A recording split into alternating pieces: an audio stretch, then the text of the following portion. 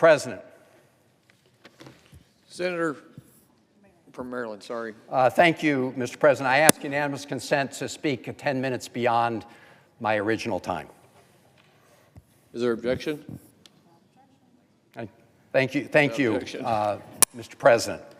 So this is a really embarrassing moment for the United States Senate. It's a gross, gratuitous assault on the people of the District of Columbia, the people who live in our nation's capital.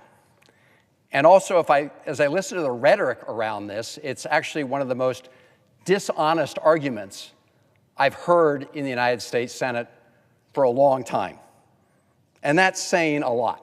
And I also want to make clear from the outset that at a time when Americans in every state in the Union are feeling squeezed by costs and rising prices, this doesn't do a thing for any of the constituents of any senator in this United States Senate. Not a thing.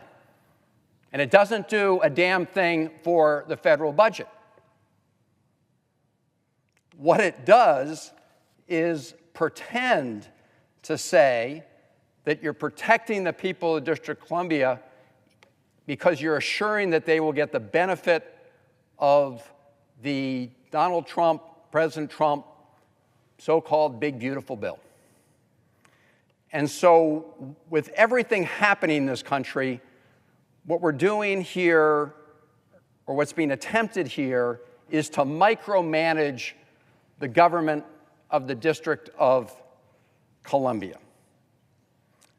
This has nothing to do with federal taxes. Nothing. The people of the District of Columbia are going to get the same federal income tax form as people in every part of the country. I have the form right here that the people of the District of Columbia will fill out. It's a 1040. It's also got the additional deductions. It has all the deductions that are in the so-called big, beautiful bill. They've got no tax on tips, no tax on overtime. The list goes on. Qualified passenger vehicle loan interest deduction. So people who live in the District of Columbia will get this federal tax form for their federal taxes. We can't change the federal tax code for the people of the District of Columbia. They're going to do exactly what everybody else in the United States is doing. And yet there are some who are pretending that somehow this is an effort to ensure that the people of the District of Columbia get the benefits of the changes to the federal tax code. They're going to get whatever benefits people think are available under the federal tax code. The author of this resolution, who's on the Senate floor, has said, and I quote, "The D.C. Council's recent move that prevents federal tax laws under President Trump's working families tax cuts from going into effect for district residents," unquote. That's not true. District residents are going to get the same federal tax form as the constituents of every senator in this body. Congressman Gill, one of the supporters of this resolution in the House, says, and I quote, "The D.C. Council's actions would block D.C. residents from receiving these federal tax credits and from keeping their hard-earned money in their wallets," unquote. Not true. Not true. They pay the same federal income taxes and have the same federal income tax deductions as every other person in the country. House Speaker Johnson said, quote, "If this act were to become local law, D.C. residents would be prevented from claiming no tax on tips, no tax on overtime, the increased standard deduction, and so much more," unquote. Not true. They're going to fill out the same federal tax form as everybody else in the United States of America. So this is an example of complete false and deceptive advertising. What it is attempting to do in reality is not deny the people of the District of Columbia the benefits under the federal tax code as they fill out their federal tax forms. It's to prevent the people of the District of Columbia, when it comes to their local tax code, from having the autonomy that all of our jurisdictions have.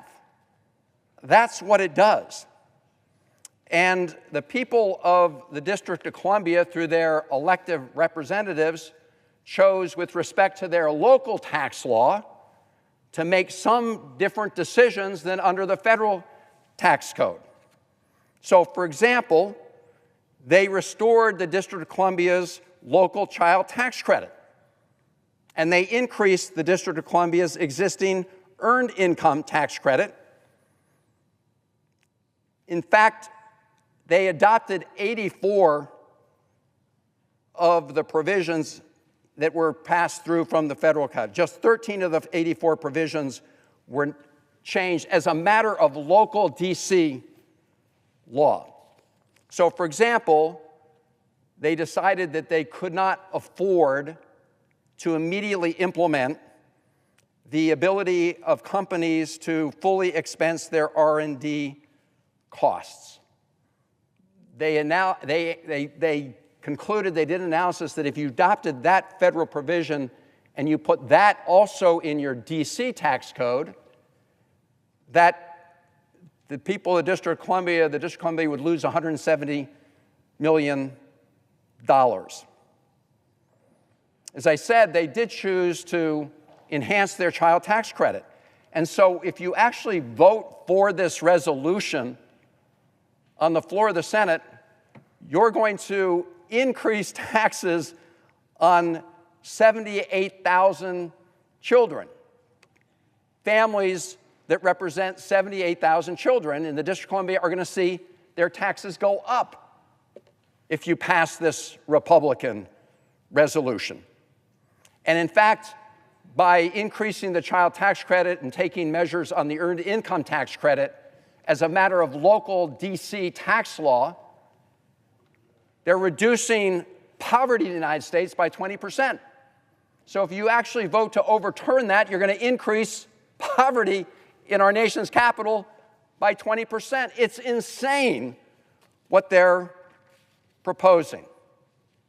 So, like many states, and I'm going to point out some of the other states that decouple from the federal tax code when it comes to their state or local taxes, like many states, what the District of Columbia wanted to do was to at least temporarily decouple so that they could examine what impact the federal tax law changes would have if they incorporated them directly into their local tax system. And they're not alone in doing that. In fact, at least 13 states, represented by United States senators in this body, have decoupled from some of the Republicans' reconciliation bill, tax bill. Those include the states of Alabama, Michigan, Illinois, and Virginia.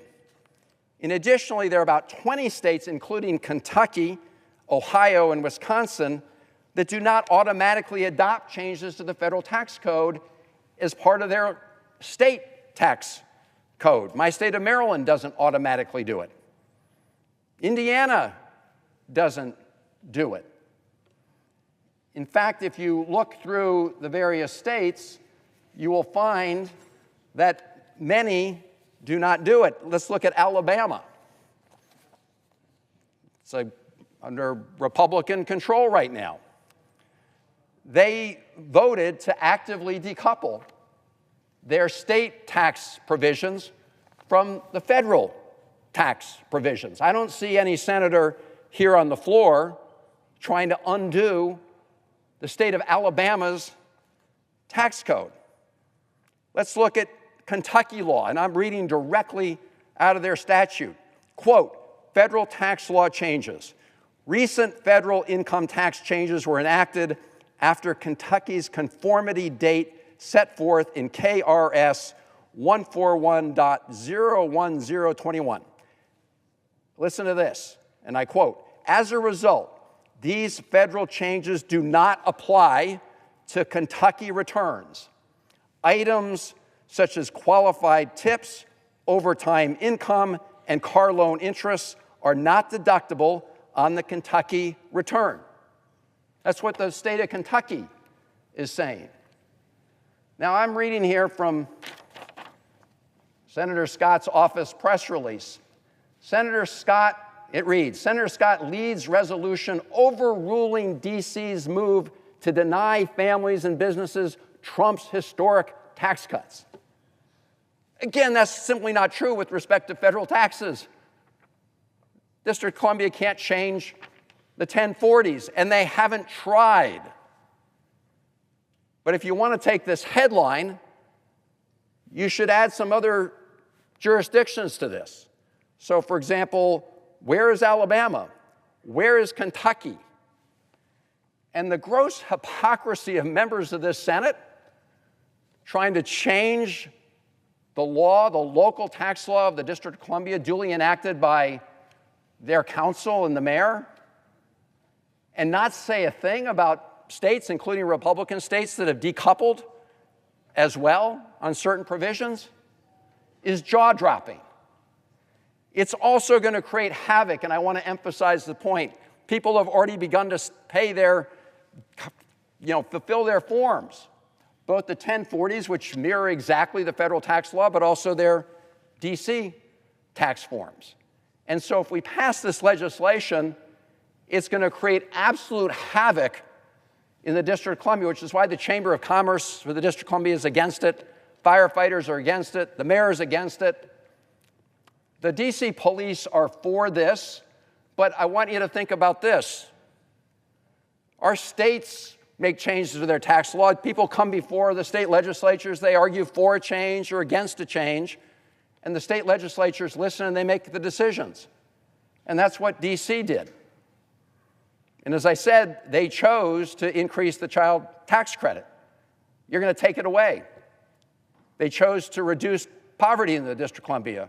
We're going to choose to increase poverty if we adopt this. So there's been a lot of misinformation about this. And I just hope that before the final vote on final passage on this, people recognize that the headlines here have been incredibly deceptive. Because I want to emphasize again, this doesn't change one dime when it comes to federal tax law. Not going to have a single impact on the federal budget. It's not going to benefit anybody's constituents from this body. Nobody's.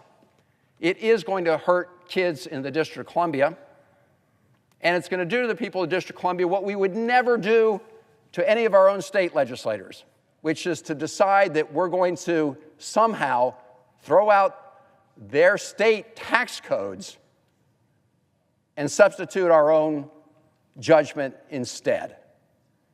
As I said, Mr. President, this is really, really insane, and the way it's been marketed has been deceptive.